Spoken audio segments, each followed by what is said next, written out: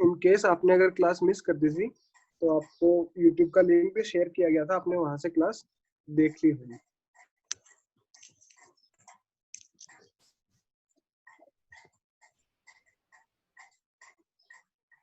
हाँ तो जो हम कर रहे थे आज 10th की साइंस का सेकंड चैप्टर ह्यूमन सिस्टम्स, जिसमें कि हम पढ़ेंगे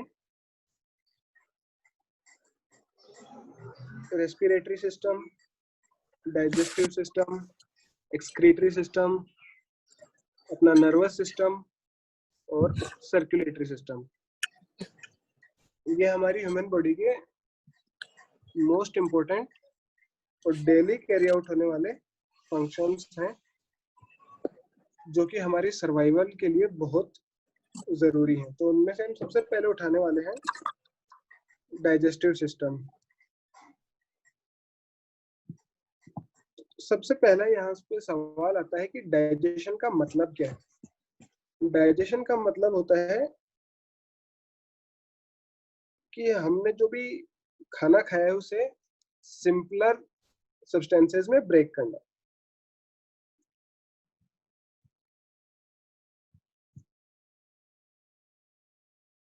To break down the complex substances into simpler substances is known as digestion.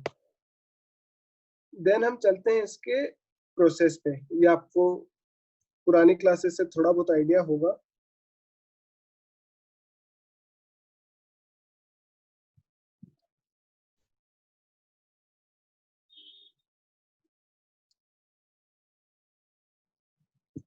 बस बच जाओ, चलिए जो फालतू में नाटक कर रही है।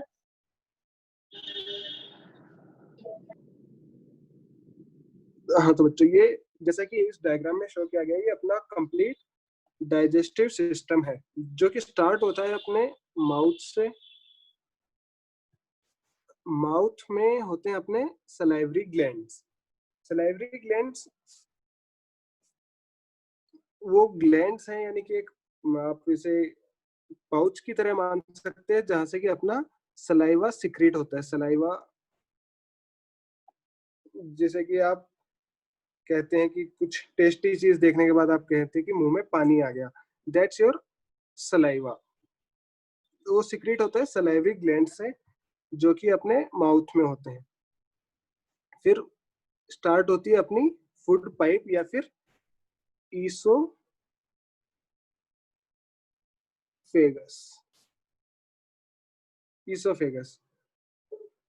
अब जहां से अपना माउथ स्टार्ट होके ईसोफेगस बनाता है, वहां पे जो जंक्शन होता है, जंक्शन मतलब यहाँ पे बनता है ये जंक्शन, ये होता है अपना माउथ।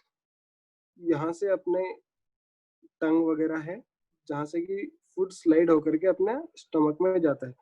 और ऊपर है अपनी नोस्ट्रिल्स। नोस्ट्रिल्स मतलब अपने नाक।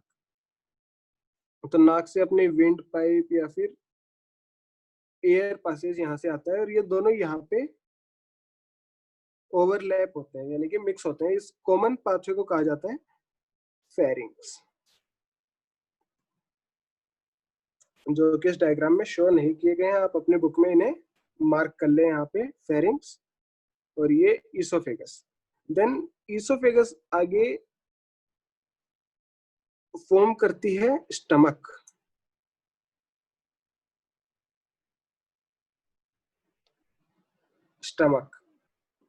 स्टमक में आपका फूड, आप जो भी फूड खाते हैं वो आप माउथ में च्यू करते हैं, जो कि फूड पाइप के थ्रू स्टमक में पहुंचता है। और स्टमक में पहुंचने के बाद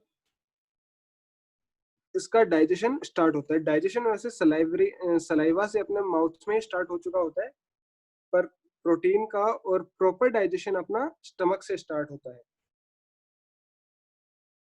अब स्टमक में फूड थोड़ा बहुत डाइजेस्ट होने के बाद, प्लस आपके जो भी खाने के साथ थोड़े बहुत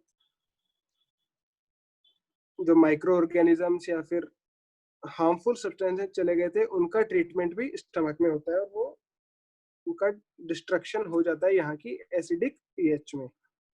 फिर यहाँ से आपका फूड जाता है स्मॉल इंटेस्टाइन में, जहाँ इसका फर्दर डाइजेशन होता है और अब्जॉर्प्शन भी होता है। स्मॉल इंटेस्टाइन से फूड जाता है अपना लार्ज इंटेस्टाइन में। लार्ज इंटेस्टाइन में होता है वाटर का एब्जॉर्प्शन। आपके फूड में जो भी वाटर, पानी एक्स्ट्रा रह गया था, प्लस न्यूट्रिएंट्स आपके पहले स्मॉल इंटेस्टाइन और स्टमक से एब्जॉर्ब हो चुके हैं, अब आपका वाटर भी जितनी बॉडी को नीड है वो एब्जॉर्ब कर लिया जाएगा। जैसे जैसे फूड लार्ज इंटेस्टाइन में आगे मूव होगा और फाइनली यहाँ से एक्सक्रीटा निकल जाएगा। तो इस पूरे पाथ को माउथ से लेकर के एनस तक इसे कहा जाता है एलिमेंट्री कैनाल। तो एलिमेंट्री कैनाल के पार्ट्स क्या क्या हो गए? सबसे पहले माउथ, फिर फेरिंग्स, फिर ईसोफेगस, फिर स्टमक, फिर small intestine, large intestine. Large intestine के पार्ट है लास्ट रेक्टम, मतलब लार्ज इंटेस्टाइन के बाद लास्ट पार्ट आता है रेक्टम और एनस। उसके अलावा जैसे एक सलाइवरी ग्लैंड्स थे, उसी तरह और भी ग्लैंड्स होते हैं, जिनमें से एक तो है अपना लीवर, जिसके सिक्रेशंस गोल ब्लैडर में स्टोर होते हैं। एक है अपना पेनक्रियाज।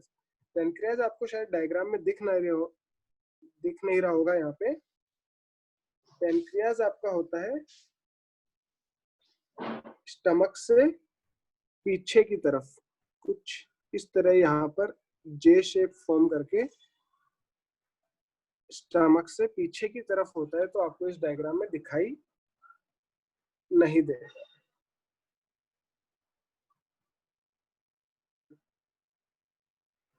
तो ये बात हो गई जहां तक हमने लास्ट क्लास में पढ़ा था, डाइजेस्टिव ग्लैंड्स और ऑर्गन्स। अब हम पढ़ेंगे इन ऑर्गन्स को डिटेल में। तो हम सबसे पहले स्टार्ट करते हैं माउथ से। तो माउथ का फंक्शन बच्चों आप सभी को पता है। माउथ का फंक्शन है फूड की एंट्री, या फिर इस प्रोसेस को कहा जाता है इंजेशन। तो ये यहाँ पे रिटर्न भी है, लिख भी रखा है यहाँ पे। इस प्रोसेस को कहा जाता है इंजेशन। देन आता है, और जैसा कि मैंने आपको बताया था कि डाइजेशन आपके माउथ में फूड के आते ही स्टार्ट हो जाता है, और ये डाइजेशन स्टार्ट होता है सलाइवरी ग्लैंड के द्वारा। आपका जो सलाइवा सिक्रेट किया गया है उससे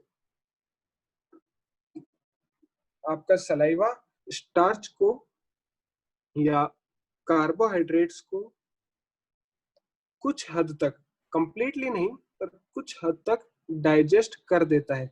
और कुछ हद तक इसलिए कि एक तो वो वीक एंजाइम है, इतना स्ट्रॉन्ग नहीं होता है जितना कि स्टमक में और अदर एंजाइम्स हैं। और दूसरा, आपके माउथ में ज्यादा देर तक फूड रुकता भी नहीं है, आप सिर्फ च्यू करते हैं और आगे फूड पाइप के थ्रू पास हो जाता है। इसीलिए आपको कहा जाता है कि खाना ढंग से चबा करके खाना चाहिए ताकि बेटर डाइजेशन हो। इस प्रोसेस को इंजेशन कहा गया है। और बक्कल कैविटी, ये जो आपके माउथ की जो ओपनिंग है बिटवीन द टू जोज, आपकी अपर जो और लोअर जो के नीचे जो स्पेस है बीच में, जिसमें कि टंग है और जिसमें कि आप फूड च्यू करते हैं, उस स्पेस को बक्कल कैविटी कहा जाता है। Buccal cavity. अब बक्कल कैविटी में आपके क्या क्या आ जाएंगे? Teeth, tongue and salivary glands. ये सारे पार्ट हो गए आपके बक्कल कैविटी के।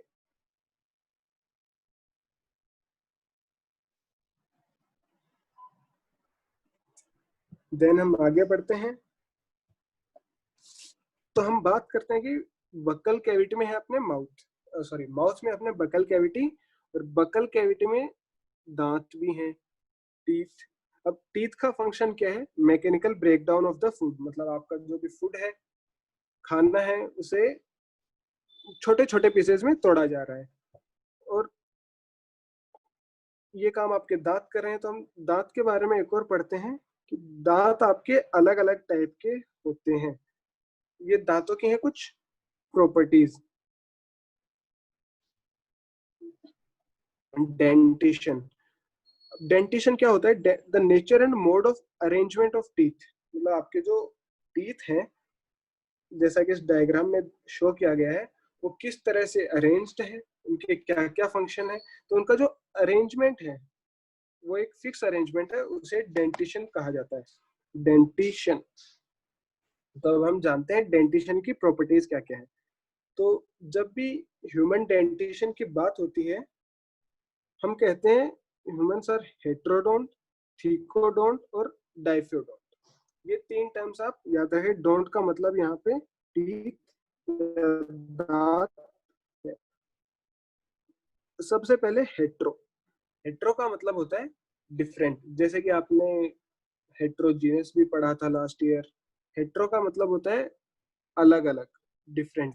तो आपको पता है कि आपके सारे दांत एक जैसे नहीं होते।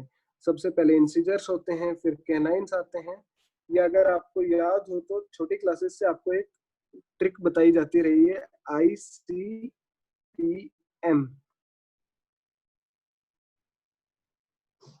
ICPM का मतलब है इंसिजर्स, कैनाइन्स, प्रीमोलर्स और मोलर्स। ICPM।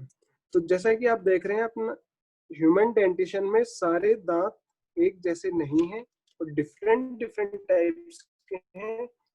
एक आ गया है हेट्रोडोंट। और हेट्रोडोंट में कौन कौन से टीथ आ गए? ICPM, इंसिजर्स, कैनाइन्स, प्रीमोलर्स और मोलर्स। देन सेकंड प्रॉपर्टी इनकी आती है थीकोडोंट। थीकोडोंट का मतलब है कि अपने टीथ गम्स में एक सॉकेट की तरह अच्छे से फिक्स्ड रहते हैं,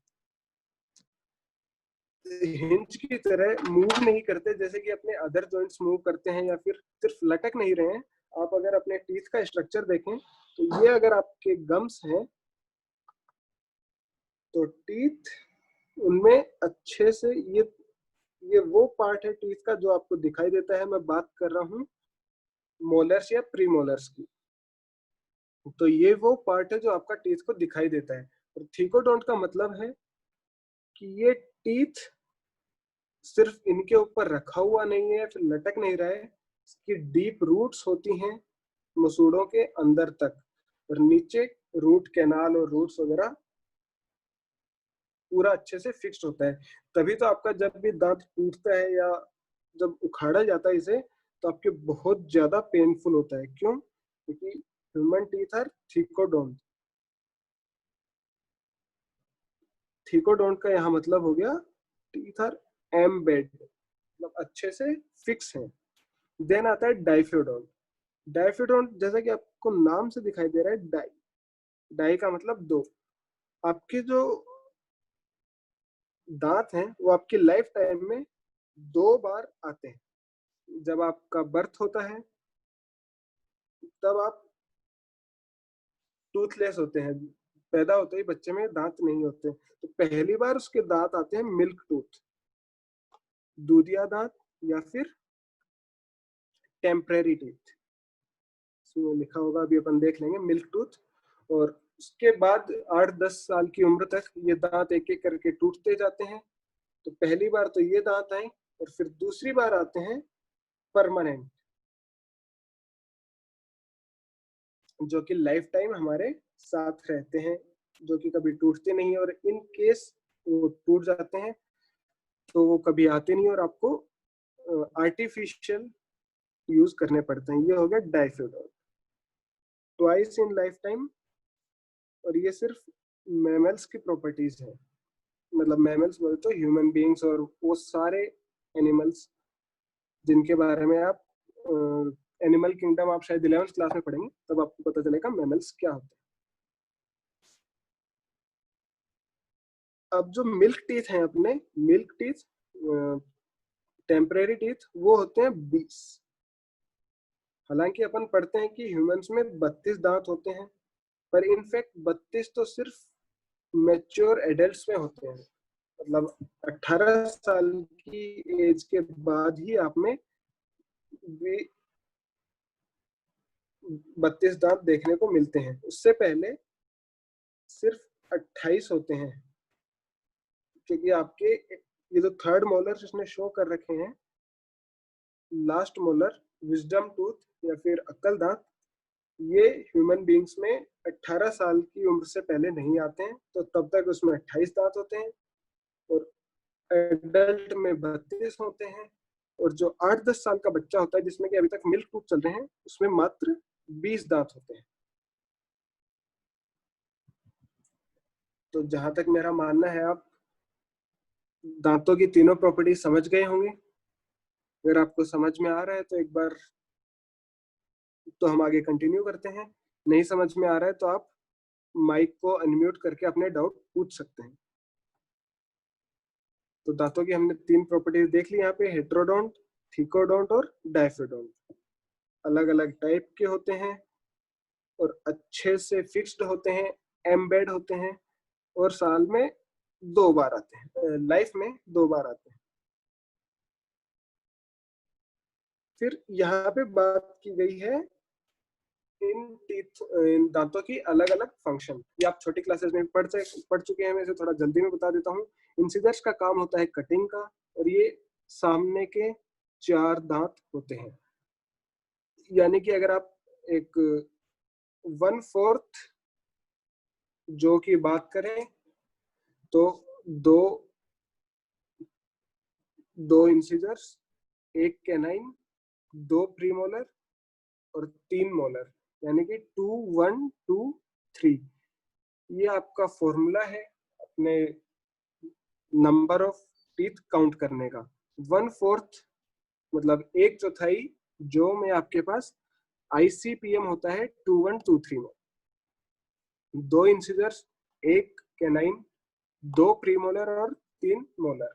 तो और कभी भी आपसे कोई पूछता है कि मोलर्स कितने होते हैं, तो आप इजीली बता सकते हैं 2 1/4 जो में। अगर कोई आपसे क्वेश्चन पूछता है कि लोअर जो में कितने होते हैं, तो लोअर जो में आपके आएंगे 2 हाफ, यानी कि 4 मोलर्स,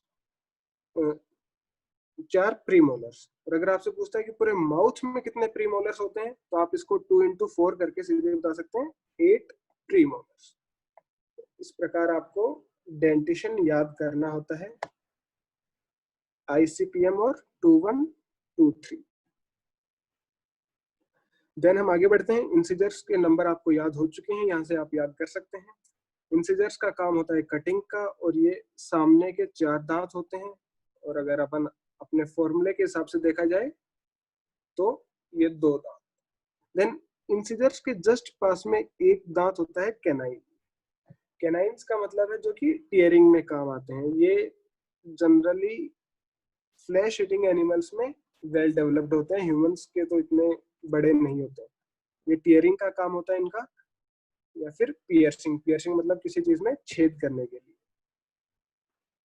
देन प्रीमोलर्स और मोलर्स ऑलमोस्ट सिमिलर होते हैं।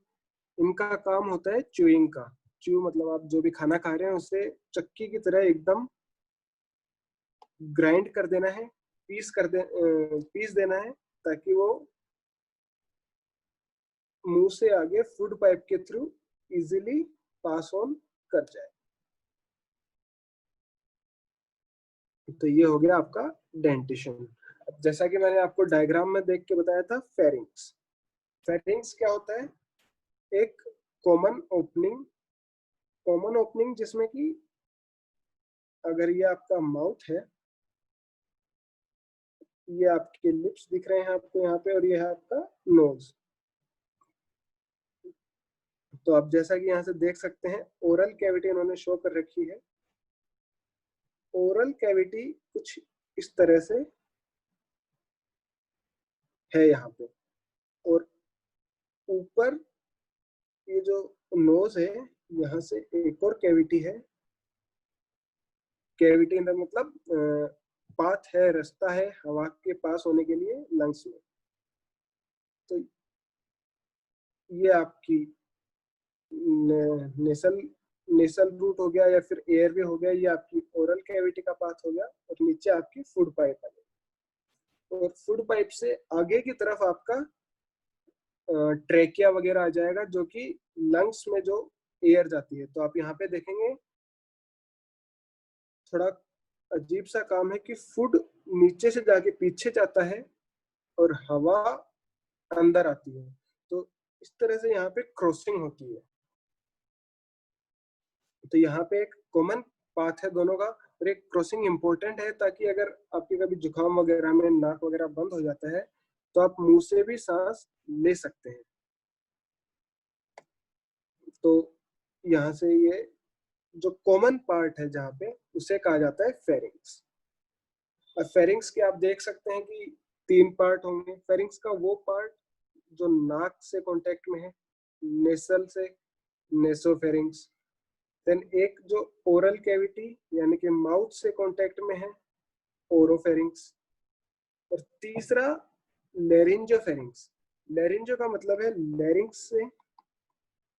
लैरिंग्स आपके रेस्पिरेटरी ट्रैक्ट का पार्ट होता है, जो कि आप रेस्पिरेटरी में पढ़ेंगे।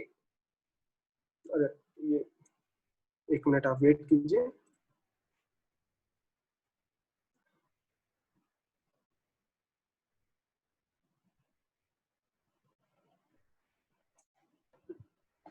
तो हम बात कर रहे थे फेरिंग्स की। तो फेरिंग्स के आपने 3 पार्ट भी देख लिए। सभी बच्चे सुन पा रहे हैं? फेरिंग्स के आपने पार्ट भी देख लिए, इसका यूज भी देख लिया। तो अभी एक बार अपन इसकी जल्दी से रीडिंग लगा लेते हैं। Pharynx is the common passage. Its position in human body is at the back side of triangular lingual and palate. तो ये सिर्फ यहाँ पे इतना कहना चाह रहे हैं कि ये पैलेट वगैरह जो है से पीछे की तरफ, ये अपना नाक वगैरह, ये अपनी बैक है, तो यहाँ पीछे की तरफ फेरिंग्स होता है। ये सिर्फ इसकी लोकेशन की बात कर रहे हैं यहाँ पे। Then these two canals openings are, सब मैं आपको एक्सप्लेन कर चुका हूँ। पूरे चैप्टर की रीडिंग आप अपने आप से क्लास ओवर होने के बाद लगा लें। फिर यहाँ पे एक और बात आती है कि जब यहाँ पे क्रॉसिंग है फूड की फेरिंग्स पे, तो हो सकता है आपका खाना पीछे जाने की बजाय रेस्पिरेटरी ट्रैक्ट में घुस जाए कभी। पूरे पूरे चांसेस हैं कि रेस्पिरेटरी ट्रैक्ट में ये आपका फूड पार्टिकल है, जो भी आपका निवाला है जो आपने च्यू कर रखा है, वो रेस्पिरेटरी ट्रैक्ट में गलती से चला जाए। तो रेस्पिरेटरी ट्रैक्ट में एक आती है कवरिंग, एपिग्लोटिस। ये कुछ इस तरह से होता है। ये अगर मैं आपको डायग्राम के थ्रू बताता हूँ। अभी सपोज कीजिए ये आपकी रेस्पिरेटरी ट्रैक्ट है, और यहाँ पे होता है आपका ग्लोटिस। तो ये आपकी जो भी अनवांटेड पार्टिकल्स हैं माउथ के थ्रू, जो रेस्पिरेटरी ट्रैक के थ्रू लंग्स में जा सकते हैं, उसको ये यहाँ पे ब्लॉक करता है। और इसके ग्लोटिस के ऊपर होता है एक एपिग्लोटिस।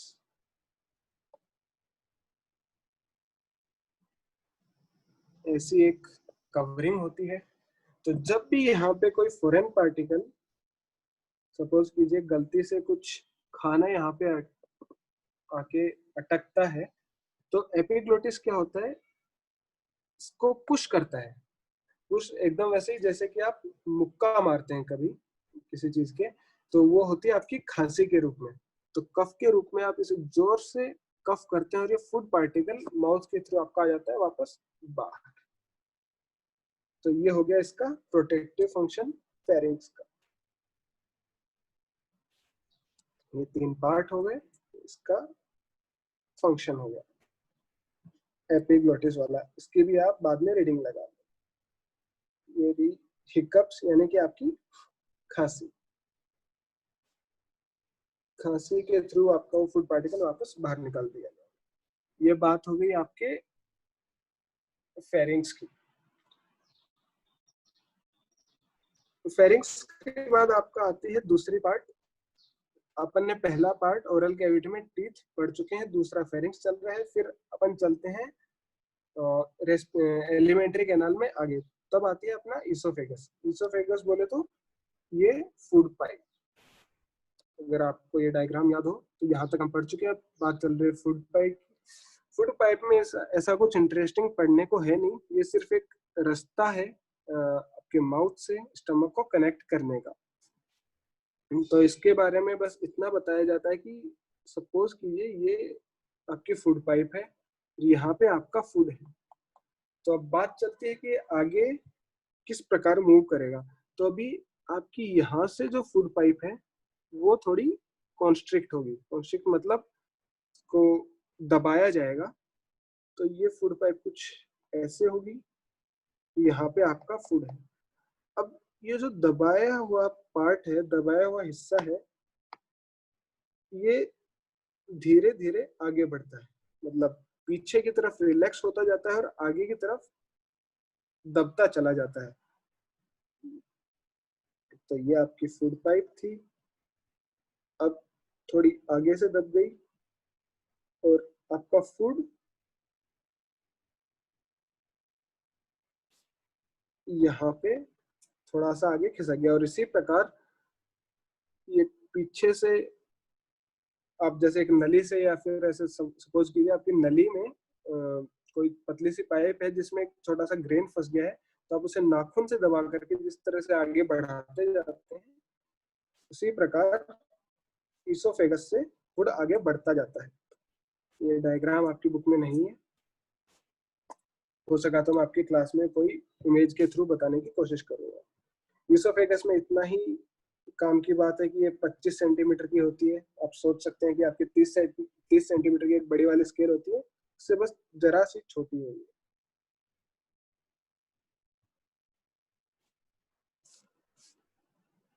अब ये इसकी जनरल सी बातें हैं कि मसल्स जो होती हैं वो ऑल्टरनेट कॉन्ट्रैक्शंस, जैसा कि मैंने अभी आपको बताया था, एक जगह पे कॉन्ट्रैक्ट, फिर आगे से कॉन्ट्रैक्ट और एक जगह से रिलैक्स, और फिर सॉरी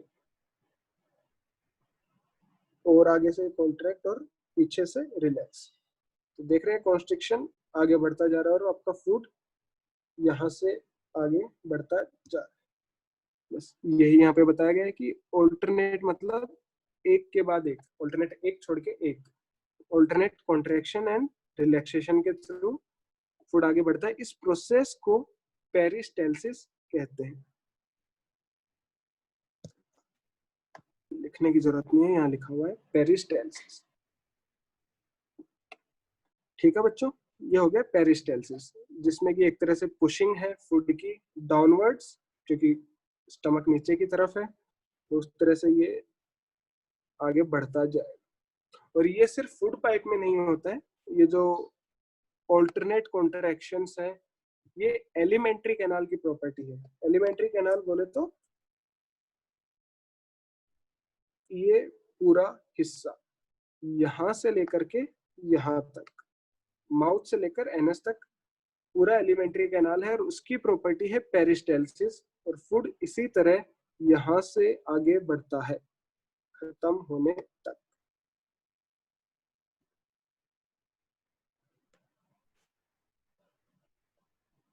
देन ये इसोफेगस भी हमने आज कवर कर लिया है। अब हम चलते हैं स्टमक पे,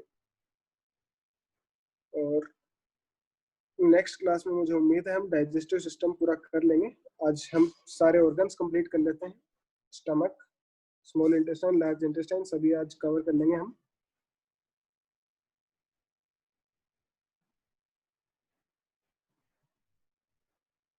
ये स्क्रीन पे फालतू के लेटर्स ना लिखें, आप ही की क्लास डिस्टर्ब हो रही है।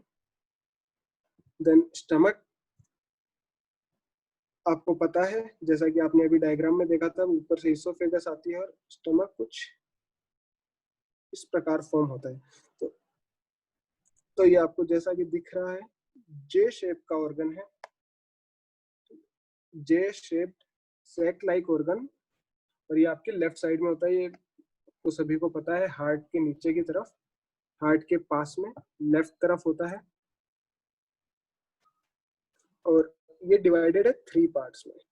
पहला है फंडस, जो अपर पार्ट है।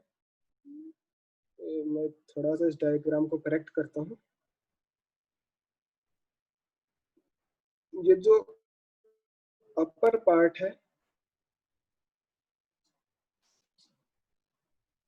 इसे फंडस कहते हैं। फिर मिडल पार्ट को, ये पूरा मिडल पार्ट, इसे कार्डियक पार्ट कहते हैं क्योंकि ये हार्ट के थोड़ा पास होता है। ये हो गया कार्डियक, ऊपर फंडस, और लास्ट है पाइलोरिक। ये नाम आप याद रखें, लास्ट पार्ट है पाइलोरिक। पाइलोरिक से पार्ट आगे स्मॉल इंटेस्टाइन में चला जाता है और यहाँ पे होता है एक स्फिंक्टर। स्फिंक्टर का मतलब होता है मसल्स। वो मसल्स जो कि रेगुलेट करती हैं कि फूड जो फूड पाइप से ऊपर से आया है वो फूड स्टमक में कितनी देर रुकेगा और आगे कब बढ़ेगा, तो वो चीज रेगुलेट करते हैं यहाँ पे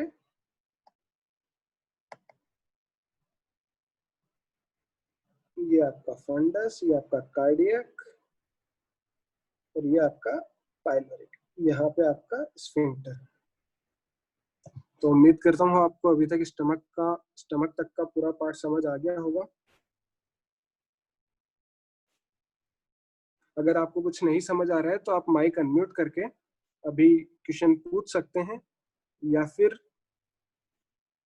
मैं रिपीट भी कर सकता हूँ अगर आपको चीजें नहीं समझ आ रही हैं तो। स्टमक के बाद हम चलते हैं स्मॉल इंटेस्टाइन पे। स्मॉल इंटेस्टाइन स्टार्ट होती है जहां से स्टमक की कुछ बातें रह गई। स्टमक में होते हैं गैस्ट्रिक ग्लैंड्स।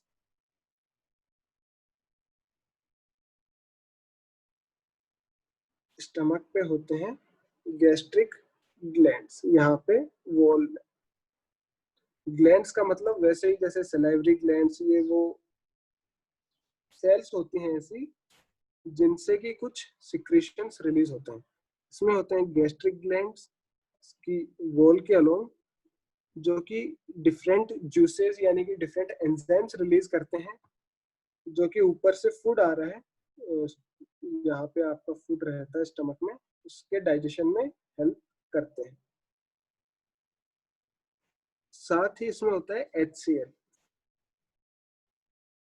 HCl, और आपको पता है कि HCl बहुत एक स्ट्रॉन्ग एसिड है, बहुत ही स्ट्रॉन्ग एसिड है, इतना स्ट्रॉन्ग कि अगर आपके फूड में गलती से कोई माइक्रो ऑर्गेनिज्म आ गया है तो वो HCl में एकदम जल जाएगा, कंप्लीटली डिस्ट्रॉय हो जाएगा वो जो भी ऑर्गेनिज्म आ गया है।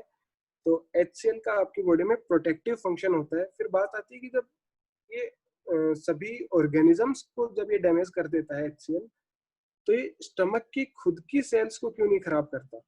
स्टमक भी तो सेल्स ही है, वो भी लिविंग पार्ट है, तो वो क्यों नहीं खराब होती है? उसका रीजन है कि स्टमक की लेयर पे एक कोटिंग होती है, म्यूसिन या फिर म्यूकस मेम्ब्रेन की। म्यूकस मेम्ब्रेन एक कवरिंग होती है जो कि स्टमक को प्रोटेक्ट करती है, उसी के द्वारा सिक्रीट किए गए HCl से। पेप्सिन और ये गैस्ट्रिक जूसेस जिसके एंजाइम्स हैं जो कि ये ग्लैंड्स रिलीज कर रहे हैं, तो ये हेल्प करेंगे इस फूड की डाइजेशन में। ये यहाँ पे रिटर्न भी है, mucosal wall prevents bears the regular folds known as rugae, मतलब ये इतना स्मूथ नहीं होता है, इसमें कुछ फोल्ड्स होते हैं, आप उसे छोड़ सकते हैं, इग्नोर कर सकते हैं इन छोटी छोटी डिटेल्स को। आपको बेसिक्स और पूरा प्रोसेस पता होना चाहिए। अब आपके फूड पाइप से जो फूड आ रहा था उसका नाम था बोलस, जिसमें कि फूड है प्लस अपना सलाइवा है, food plus saliva plus crushed, से क्रश किया गया है टीथ के थ्रू, इसे कहते हैं अपन बोलस। बोलस के बाद ये जो यहाँ पे फूड पहुंचा इसे बोलस कहा जाएगा, ये फूड पाइप से आया। अब इस बोलस का और ट्रीटमेंट हो रहा है डिफरेंट एंजाइम्स के थ्रू और HCl के थ्रू। अब जब ये यहाँ से आगे बढ़ेगा तो इसे कहा जाएगा काइल, CHYME, ये यहाँ पे रिटर्न है। ठीक है बच्चों, उम्मीद करता हूँ आपको समझ आ रहा होगा। काइम के बाद हम आगे बढ़ते हैं स्मॉल इंटेस्टाइन। ये बात हो रही है अपने स्टमक की। अब चलते हैं स्मॉल इंटेस्टाइन पे, और आज की क्लास स्मॉल इंटेस्टाइन पे खत्म करेंगे। स्मॉल इंटेस्टाइन आपने डायग्राम में देखी होगी कुछ इस प्रकार से, कुछ कबाड़ा सा हो रखा है, बहुत ही कोइल्ड, जिसे अपन कह सकते हैं। इस तरह से अपनी स्मॉल इंटेस्टाइन है, कोइलिंग हो रखी है, एक के ऊपर एक बहुत ही पतली पाइप होती है। और स्मॉल का नाम स्मॉल इंटेस्टाइन है, लेकिन ये लेंथ में लार्ज इंटेस्टाइन से बड़ी है। स्मॉल इसलिए क्योंकि ये पतली होती है, लार्ज इंटेस्टाइन मोटी होती है। तो स्मॉल इंटेस्टाइन के 3 पार्ट होते हैं। स्टार्ट होते ही ड्यूडेनम,